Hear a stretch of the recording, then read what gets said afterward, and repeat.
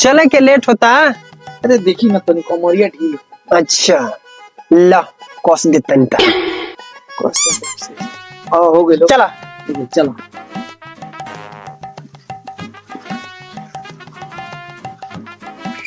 ये भाई कहानी के धर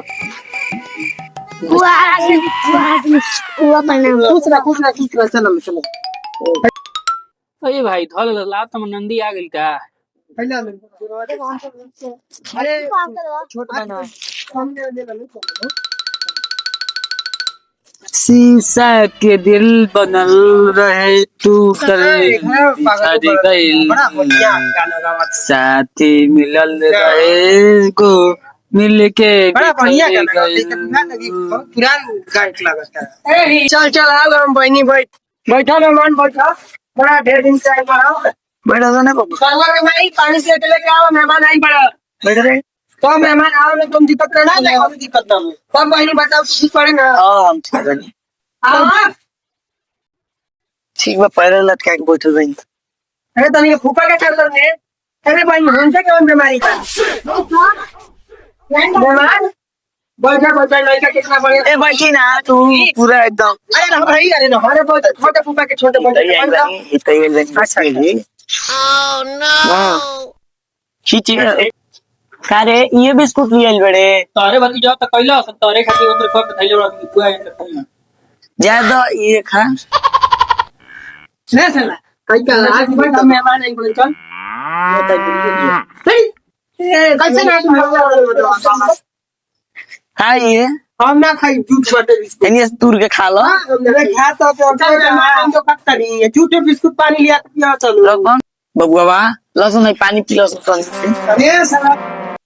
जान करे बेवा जैसे हम छोट पर रंगे ना वही तरह हम गति जाओ बड़ा सुन चल ठीक है जब थोड़ी थोड़ी मिला बताओ हां एकदम। और दीदी बताओ समाचार अपने का करबो ये बारन तो एगो टेस्टर ले ले तो हम एक ना पांच गो पांका इधर जार दे अरे रह दी वाली तीन गो आई पांच गो पांका चार गो अरे हमारी तरह आकर भाई को उस्मान भी आ गया गोदी में मैंने तो बहुत बैठो मेहमान नहीं बोलो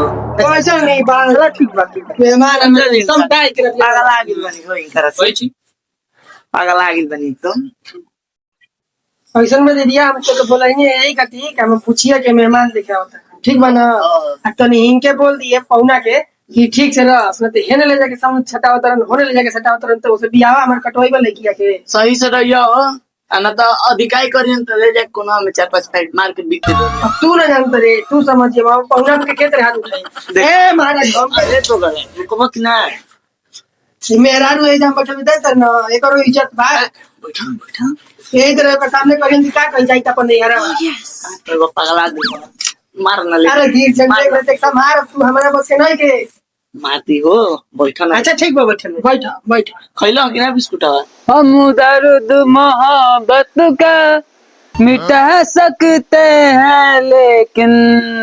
आखिर तुम्हें आना है ज़रा देर लगेगी। Nobody does it better. उन्हें के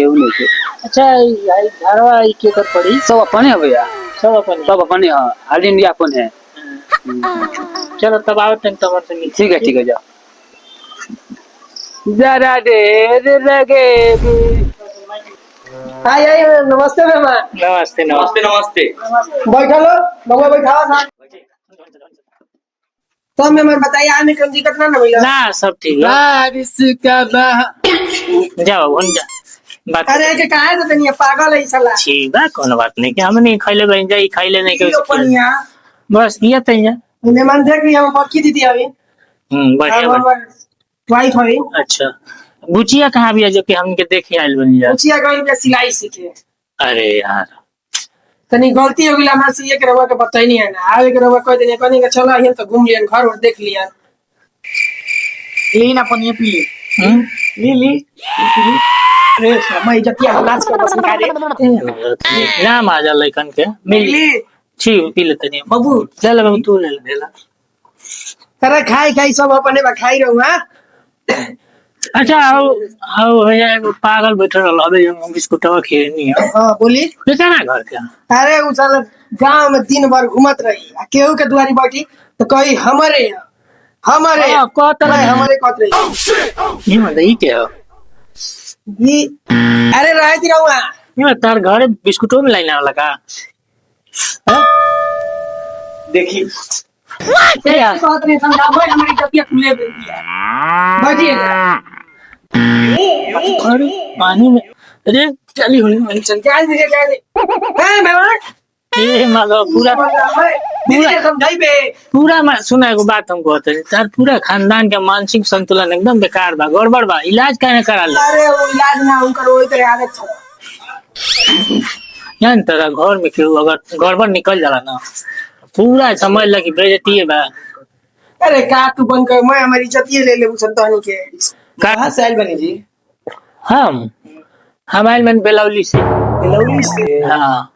तेरा नाम का पड़ी? हमारा नाम परी समरेश।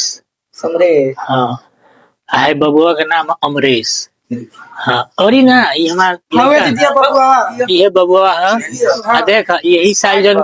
साल जन बा एगो दुकान डालले बनी खूब बढ़िया फॉर्चून के लड़की वाला खुला क्रीम पाउडर खुल रहेला बहुत चलेला बहुत दबाक चलेला तो लड़की आई हमनी घर में कोनो पर दिक्कत ना होई ओकरा रानी नियर रही रानी नियर जनते दिया बिजनेसमैन बड़ा सन आप यही से करत ठीक बा ना कोनो प्रकार के दिक्कत ना होई दूगो नौकर बना सब वही कुल काम करला सब उ तो खाली बैठ के खाली चाय और पानी मिल जाला बस काम होते और चिथरुआ के माई तू कुछ पूछ लिया न तो मेरा काबू के हमारे लड़की के यही तरह ले जाके दिया है जलन के नहीं हो ए भाई सब लड़की के बपवे बोलता तू कुछ बोला बाबू तू सब 200 ए बाबू 10 रुपया बिस्कुट क रुपया में मिलेला पता होता बा बाबूजी देखिए कितना महंगा क्वेश्चन पूछा तरन बताइए आते कोई 10 रुपया का सामान टेस्टर में टेस्टर सटाव के जाने लो ना हमने माइनस प्लस जाने लो ना का सी कइले बड़ो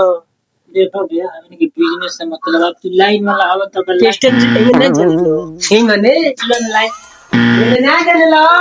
ना ना ना वो कोई रहुआ किसी रे रहुआ खाली उठपुटाने सवाल पूछो जेनो रिश्ता लागल बा वो काट के बोली ठीक है हम रहुआ का बा क्या होते हैं तुमको बिस्कुट मिला तो मार के ठीक है चल चला ठीक बा हम जाते हैं पर जाई ना ना बोला भाई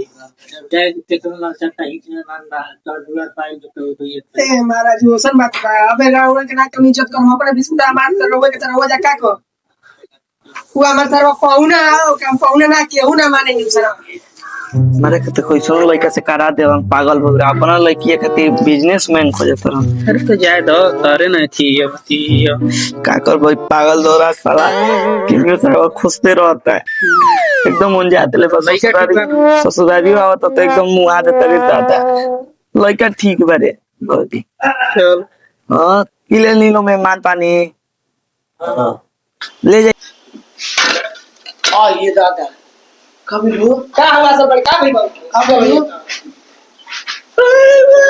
का भाई बा कभी लाइट होते बा पुलिस आई नहीं तका तीन बार सुनते था हमारा चला अब तो कोई बड़ा से पागल है भाई चले मेहमान बैठी आवल जी बात में आ गई ऐसे कुछ पागल खानदान में सब रिश्ता कर दो मुआ गलियां से सब हुए बड़ा लड़ चट्टा का फूफा आइल बस पागल कइले बटे हम मेरा रू ठीक है कहे के न मतलब इनके लेकिन हमें के ऐसे बुला ले कि कोई ना काम भाईवा पूछला असन ना हम एकरे चलते भइल का करियो लरिया जब तरह नु आवे खातिर तो ए मत हाथी ना मार दे हमरा वारी बोहरी बहुत बोला तरन मरना बहुत प्रेशर बड़ी तका चल हट मधुआरी पहिया मत आज के बाद आवे करो तो के तू अकेले या तो तू जो चलो तरे खेलत के बारे उनकर कुकुर के लेके आ जाते रे का दिन का तू कुकुर बन गई जाके हो जा सन तो के हित मेहमान के जरूरत नहीं है